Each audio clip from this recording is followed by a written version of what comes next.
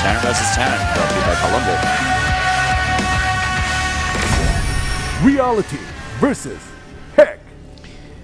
To the top of Heavy Rain, Reality's map choice, we have the Samsung Galaxy player down 1 game in the best of 3 series. His last chance here. He needs to win 2 in a row now if he wants to go up against Sora in the consolation match. If he wants to secure himself another chance to go to Code S. To the bottom of the map we have his opponent. Starting in blue for Team Startail, it is Hack. There's a camera shot of him. He's focused today. He looks dangerous. You remember that one time when Yu-Gi-Oh looked really angry? Oh, I see yeah. the same type of face in Hack right now. Like nothing. The thing about his face says calm, relaxed, okay, happy. Yu-Gi-Oh was pissed back then. That was the last time that Slayers played. Yeah. And suddenly he went completely nuts. That guy took down opponents left, right. That was absolutely insane the way that he played back then. Both of these players go gas first, Keller. We might have that very favorite game that you like with Cloak Banshees versus Cloak Banshees. Especially because the scouting is so difficult to do on this map. Neither of them are going to be aware of it until it happens. This could be good. It's like you said, you have to do things at once. You have to micro your own Banshee while attacking, while then also microing at home against a Banshee. And it's like, whoa, your brain has to be in 2 places at once. Yeah, exactly. And it's really difficult to pull it off properly. And if you can do that, then it's just amazing to watch. So right now we might actually exactly see that. Hack currently going into the build, by the way, that he also chose in game number 1. So he didn't change things up at all. Reality is the one who adapts a little bit here and goes into a gas first on his own. We do not see either of those players sending a scout out just yet. You might actually see them without a scout at all in the beginning. And of course both of them already waiting to drop the factory, which is immediately being started. But a bit of a deviation here, since Hack is the one who starts his orbital tech a bit fast. Yeah. And I'm not even sure how that happened. He made 1 extra SCV, that's how. SCV that we saw for Reality there. And also the Marine got a little bit delayed for Hack because of it. Yeah. Not too important. The factory is the most important part here. I mean, the faster a mineral income he's going to have is not as important as the gas, and not as important as having that Banshee out as fast as possible if that's what they're going to go for, which is, again, the most likely option. Second gas here for Reality. He's definitely going to commit to Banshees. Yeah, the same is true as for Hack, who now started his second refinery too. He's 4 gas behind Reality is, but he has his second gas up slightly faster, so he's going to make up for it. Yeah, and both of them are not scouting, so they don't really know what's happening. They are just focusing on their own build here. They both have like Marines to deny a Reaper Scout in case. And here comes that tech lab. Awesome. Banshee versus Banshee. This is going to be exciting, guys. This is one of those openings where a player can really get far ahead if he has good unit control and multitasking. Usually one player wins this, and it's clear, and then the game is over. There's usually not like one player gets a little bit of kills, and then he loses Banshee, the other player does the same. It's usually one player just dominates the multitasking and destroys the other player, in my experience of commentating these. We'll see, though, because it can go either way, really. But in my experience, usually it's one player dominates. Get a chair and get popcorn, guys. This is going to be good. This really is. And Banshee delayed here for Reality. Yeah, just a tiny little bit, but he's going to have Cloak for... Well, Cloak has been started at the same time for both of them. And the funny thing actually occurs when the Banshees pass each other. But we have the Widowmine now. We have the Widowmine for Reality, and Hack, so far, did not start one. He's starting a reactor instead. Yep. And that's going to give him more Marine production, but he's losing out on some safety as a result. But again, we saw in the first game that the Widowmine did not do anything for Reality. Command Center here for Hack. That's going to be very interesting, since Reality did not drop another base just yet. He's focused a little bit more on his defense as well. Now the Banshee is leaving the base, and Hack with a faster second Command Center, whereas Reality is just now starting his own reactor at the barracks. He wanted to get that one additional Widowmine, and let's see if that comes into play. The Banshees are going to pass each other in the middle of the map. Yeah, they are in vision range. Way more Marines for Reality. The reason why is because he didn't make that reactor early on. Yeah, and also the basically mirror builds here, just with very small deviations. And one of them is the extra Widowmine that we have here. So Reality could actually take down that Banshee if he gets lucky with a good shot. He's going to actually have it in the path. Yeah, but what about the Cloak? There's the Cloak! No scan just yet. He moves away from the Marines, and he dodges it again. Gets another Marine. Really nice micro so far. The Banshee of Reality attacks the command center here. The same happens at the top left. Here comes that Raven on the other hand, and with good micro, he could kill the Marines. The same is true for Reality. He's got to be careful about that Raven, but yeah, microing against the Marines is important. The auto turret here is going to be a big problem. He has to get into that dead space. The same thing happens over here. Hack under attack and chases this away. Yeah, 3 Marines against 6. Hack still has a few more. Command Center's finishing up for both players now. No more delays. Slightly for that on Hack. Both for the Viking. Yeah, the Viking will actually end this for both players. Not 6 really kills on one versus 4 on the other, I believe. Yeah, not really huge lead here. Harvesters killed and Marines killed by Hack, and Reality killed a few Marines. This is usually not how this goes. Well, right now we have the Vikings out, and they both start additional Vikings. They want to dominate the air battle. We have the Banshee taken out by a Hack. Nice move here. On the other hand, Reality is still struggling with that. The Banshee is still alive for Hack. That gives him definitely a bit of an edge here. So Hack starting to pull ahead a tiny little bit. He also had the faster orbital command. Not by much. He's going to land it. And he's going to land it much faster, and he's also moving across the map to be aggressive. He's basically doing both things. He's not scared at all. He's angry. He's in Hack mode right now. We have the extra Vikings building for both players now, so the air battle is going to determine a lot how this match goes. Ooh, defensively, he kills these rocks. So, that's interesting. They're both going into bio as a support for their tanks. I mean, they're both making so many Marines here. And Hack actually kills these rocks. He's really basically trying to dictate how the map is going to be played.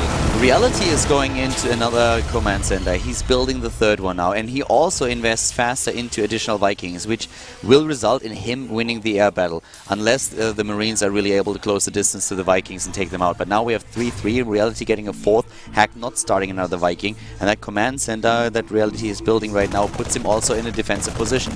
He's going to be the one who tries to be on the defensive, whereas Hack needs to do some damage.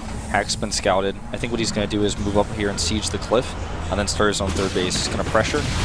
Point defense drones for both players instantly.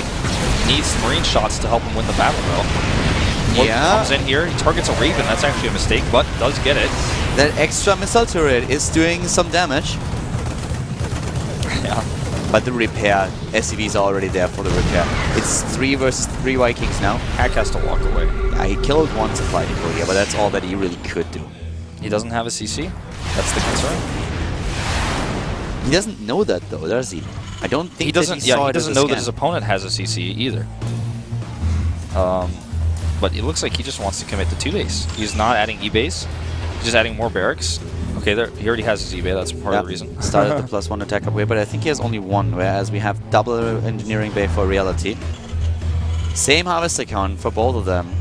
This starts to feel like a Wings of Liberty TVT, especially with the Banshee opening, but this is going to be good, man. With how this one plays out, oftentimes it comes down to the upgrades on the Marines. The Marine upgrade is so important because when you go into those maxed out battles later on in the game, and we're talking about both players have 60 plus Marines, that means the upgrade is applied to 60 different units, all firing the fastest attack rate, or basically the highest DPS per cost in the game on the Marine against the same for your opponent. So if you have that upgrade lead, it hurts you.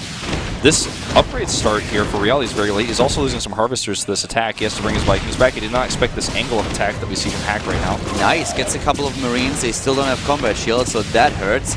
But the Vikings come back, but this is a lot of damage done already. And if he has to invest into another scan to take the Banshee down, that was already worth it. Look at the supplies. Especially since we have now 70 army supply against 44. Thanks to Hack being on 2 bases and just trying to play a 2-base style here. Yeah, he added more Marines, or rather more barracks. He's on, I think, 5-3. That Banshee will eventually go down. Well, it was already worth it. The Banshee did a great job here. Stim is done basically in a second for both players. No advantage there, but the +1 is faster for Hack. If he wanted to attack, this would be his moment. He sees the 3rd CC now, and how's he going to respond? He's going to move out. He's going to move out very soon here. He's going to, again, have that +1 advantage over his opponent. He's getting these little Marines here and there, too. Look at the army supply caliber, 92-55. And with the +1 advantage that he's going to have, this could be a disaster. He has to make it count right now. And both of them have no combat shield. They started at the same time. It's all about this +1 attack upgrade that he has over his opponent and the army supply. Siege tank count better for Hack as well, 7-4. He's really committed to his army. And he has to use it. Yeah, he doesn't have the Banshee anymore to really contest his opponent's tanks, but now with the drop... What's happening over here at 9? That drop is something that he could actually put into his opponent's base. And I think it looks very much like he's going to try and do that. Oh, wow. This is very interesting. He's trying to just drop in the main base. I think there's a missile turret currently being built to prevent that. But he's going to get in anyways. Yeah, there we go. S2 doesn't care. Takes down those missile turrets. And attacks at the bottom. Siege tanks being sieged up here. Hack, did he overcommit a little bit here? He might, but it's still a huge army supply lead for him. He has way more Marines, 42-10, and he has the better upgrades for a little bit longer, that is. And he's just continuing to siege up this main base. He's got full control. And one SCV kills a siege tank. I can't believe we're going to watch a second one possibly die to it as well. He's considering dropping right on top of these siege tanks. Here we go! He's moving in, taking out the siege tank of his opponent, but can he really do it? Because his army supply is just going down 36-65 right now. But Hack he took down the siege tanks. It's 4 siege tanks against 2, 4 against 1 in favor of Hack. He wants it, man. He's going to drop on top of this siege tank as well. This is not looking good for reality. He's got that armor upgrade done, but he doesn't have enough Marines. Here come the reinforcements. These SCVs are going to die, and it looks like Hack He's going to take this game 2-0. He's done it. He's killing the workers already. There are no siege tanks left for reality. Hack has the only tanks in the game, and he's sieging forward now with his army. He still has 23 Marines. He has nothing. The third base is already lifting off and flying away. Trying to escape. He might not be able to do that. Hack wants it, man. He wants this win so bad.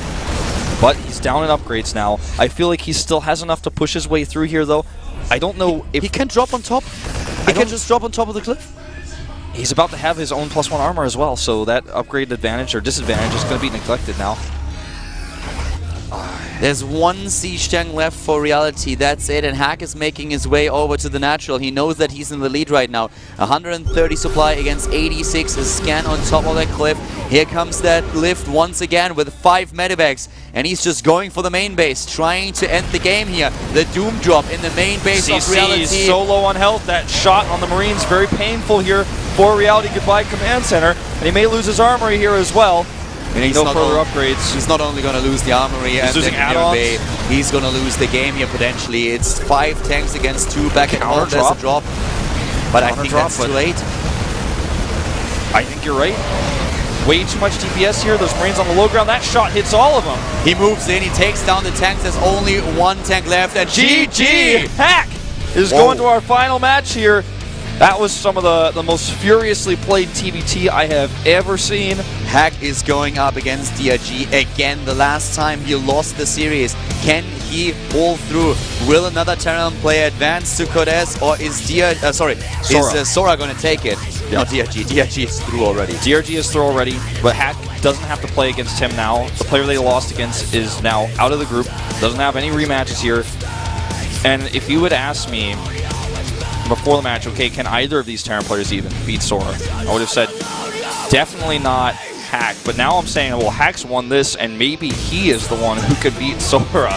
Maybe he's the chosen one. I mean, he is like on fire right now. He is on fire. That game was much better than the Terran vs. Zerg series that he played, but we said it already earlier. Hack is someone who struggled in the past with Zerg vs. Terran.